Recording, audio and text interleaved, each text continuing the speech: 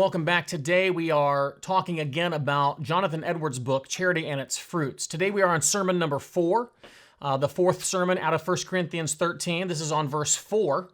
And the words that we're focusing on here are charity suffers long and is kind.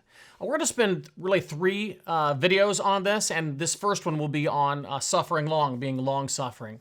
What does it mean to be long-suffering? Well, the idea, as Edwards sees it, is that the Bible oftentimes puts together the idea of long-suffering along with meekness.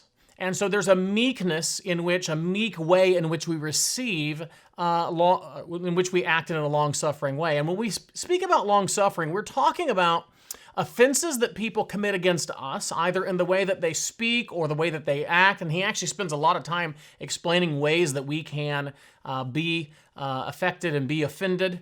And he says, look, we have to be long-suffering. We have to be meek. We have to be receiving wrongs against us with gentleness. And the idea here is that we want to respond in such a way that we are not seeking revenge. That's one of the main things he's after here. We don't want to respond in such a way that the way that somebody treats us just totally ruins our day. There's lots of ways, perhaps you've experienced, where someone does something against you and it totally ruins your day. And one of the things that Edwards wants to say is that it shouldn't totally ruin your day. You're going to be facing people wronging you all the time, and if every time that somebody does something you don't like, it just totally ruins your day, you're in for a lot of long days. And so we must respond in a long-suffering way, in a gentle way to those that wrong us.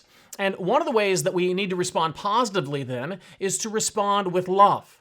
The Bible, of course, says that we are to love God and we are to love our neighbor. And one of the things we must do then when we respond to those who wrong us is to continue to have love for them. If they treat us in a wrong way and we decide to treat them without any love, then we're going astray. We're going in directions that we should not go. So we want to respond by loving our enemies, by loving those who wrong us, by praying for them and caring for them. So we want to make sure that them treating us in a wrong way doesn't ruin our testimony and ruin our commitment before God to treat people in a loving way. Another way that you want to think about this is that you don't want it to ruin your day in this sense, that it so preoccupies your mind that you can no longer, in a sense, rightly worship God.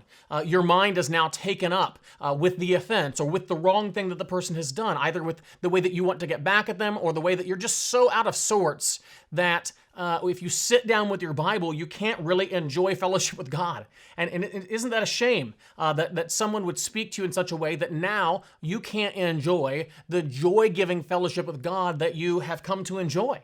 And so we want then to respond with gentleness, to respond in a long-suffering way so that we can continue to enjoy our own fellowship with God. And as we enjoy a fellowship with God and a love for God, we will also have a love for others and we'll respond in right ways when other people offend us.